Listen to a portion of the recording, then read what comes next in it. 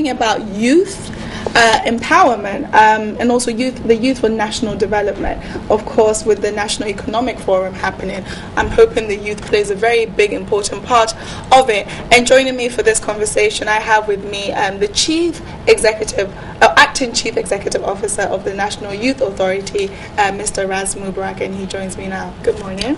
Good morning, Amma. How are you? Very good, thanks. Very nice. Well, you're not going to be at the Economic Forum, why? Unfortunately, no. There's a lot of things happening in the office. We're currently preparing for the National Patriotism Lecture Series. What we are seeking to do with the Patriotism Lecture Series is to get to revive, rekindle, bring back the spirit of patriotism in the country. And it's not going to be just a lecture, but we intend putting together, docudrama in Twi, in Hausa, in Ewe, in Nzima, in Ga, and I think one other language I can't remember really. So that all of us, educated and uneducated, men and women, children and adults, would get to feel a sense of patriotism. Because the monumental amount of indiscipline we're facing in our country is as a result of the fact that people don't love their country. So, for instance, you have a situation where politicians get a lot of flack for corruption and other acts of indiscipline against the state.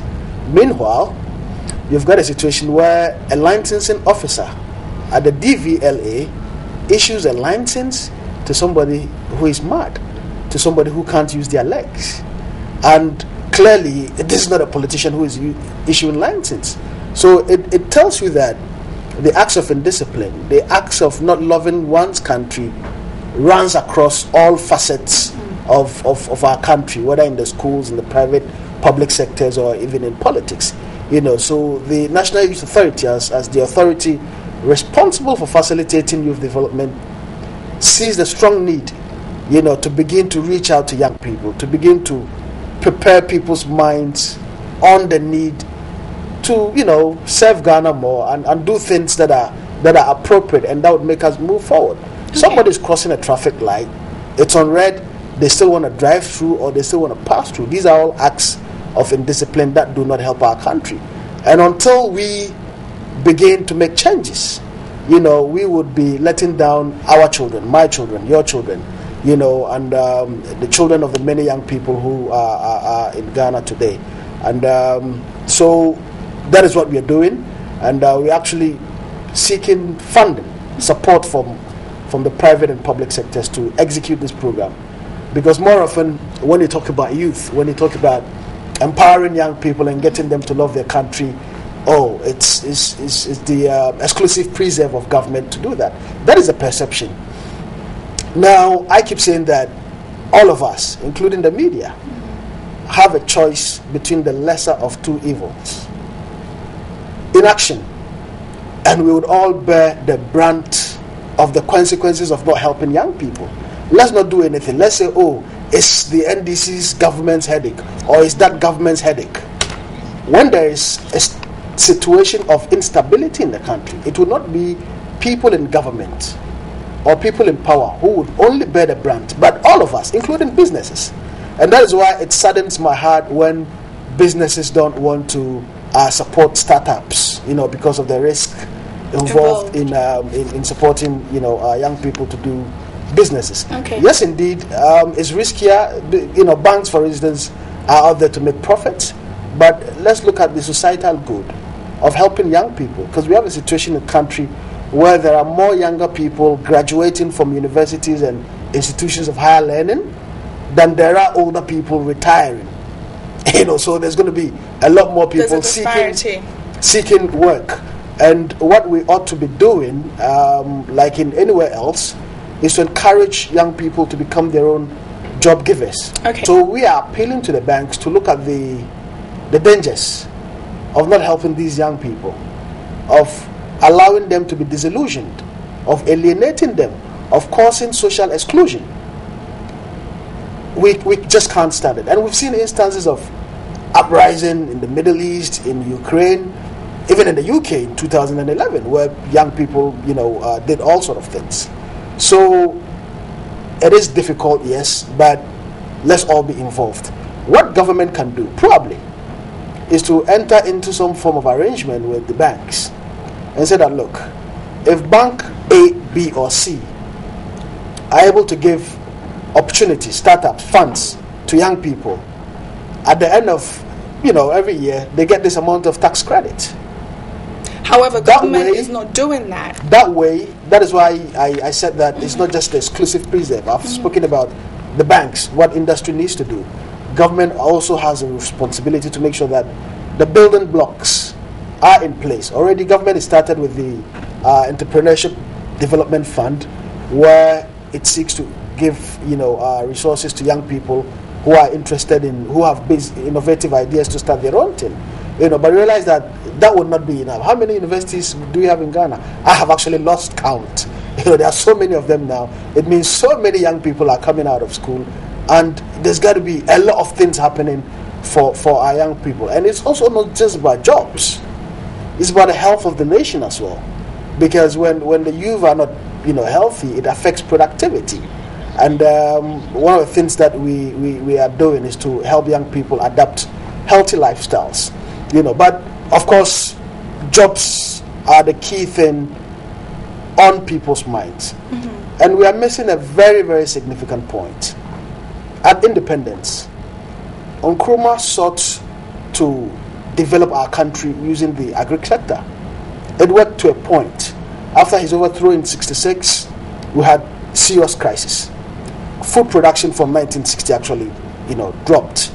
In 1982, when we adopted the economic recovery program, the economists then, like what they are doing now, because they brought together, a lot of people, experts in economics, who identified agri as the engine of growth. So essentially, you need to go back.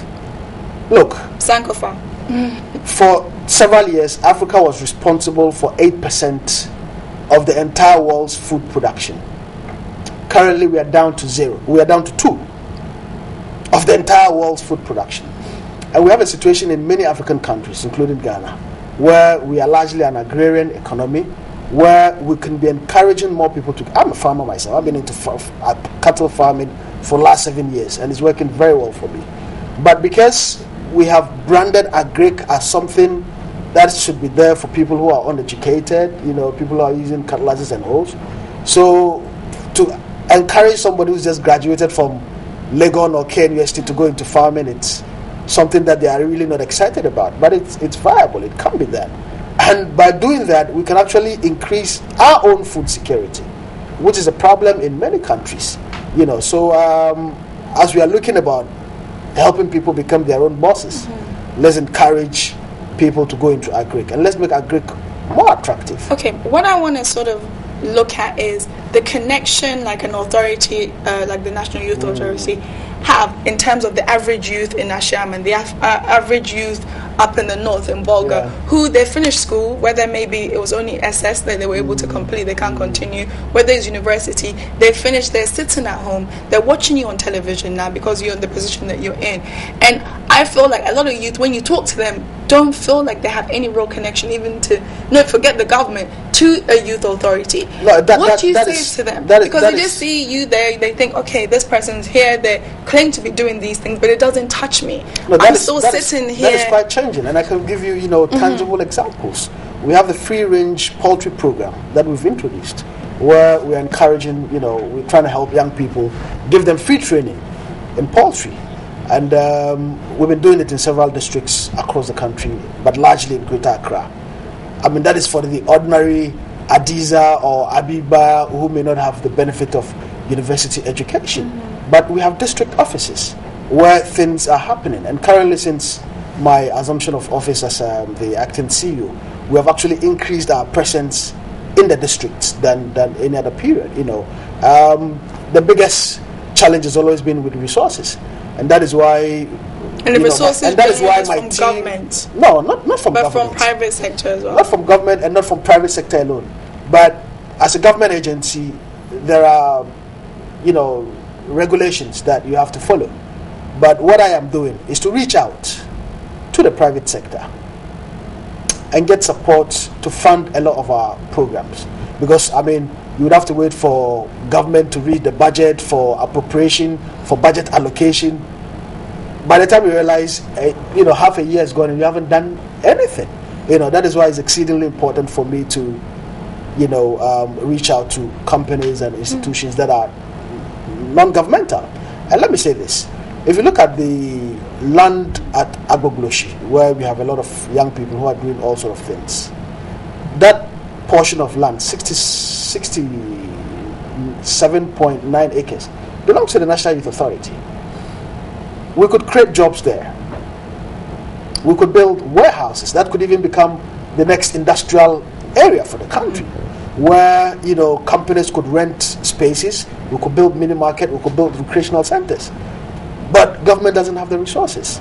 So we are reaching out and appealing to the private sector to join hands, so that instead of allowing our brothers and sisters to pollute the environment at Agbogloshi, we could actually clean up the place, at the same time create jobs. So we will basically be chewing gum and walking and making things happen. And I do hope that we would get a lot of young, a lot of entrepreneurs who might be interested in, if you like, even forming a BOT, where they would build, operate, and transfer, where we can look at long-term, operate the place for the next 10, 15, or 20 years. It will pay a lot of dividends to the National Youth Authority. But the fundamental issue is that government can't do it alone. No single government, in all probability, can sort out the challenges facing its young people. It's happening all over the world, including places like the UK. This is the Guardian of yesterday. I just printed it out this morning, where it says that youth unemployment pushes graduates to start up their own businesses. But obviously over there, if it pushes them to start their own businesses, they have things in place that most young people can have those things right here in into Ghana. the bank and get facilities to start their own businesses. In Ghana, we don't have that yet. Maybe one day. No. We'll get there. It shouldn't be too far away from today. We can have that done immediately. And industry would have to play a key role. The banks would have to play a key role. The most important, look, no nation can reduce its young people to a culture of idleness, because that would lead to insurrection. That would lead to all manner of things. And the most important wealth that we have as a country right now is our peace. I'm not sure the bankers want us to lose that peace. I'm not sure industry or any government want us to lose that peace. That is why we all would have to be partners in development, partners in helping the young man, the Nilai of Greater Accra or the Kojochum of Kumasi who's finished school and looking for a job. That is why we need to empower that young lady from Tamale who is a head porter in Greater Accra.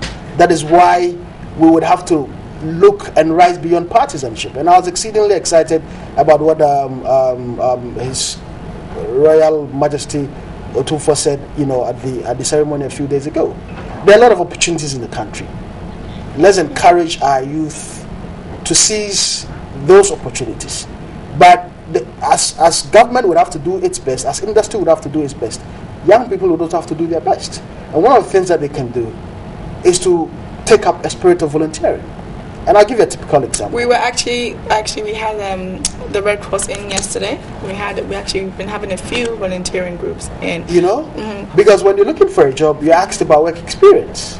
Your national service doesn't give you work experience. Okay. Because you may learn one thing and do another. I have to cut you because we're out of time, so we'll bring you again. I know you're a friend of this show, but yeah, I feel there's some more things we need to explore with what you're talking about.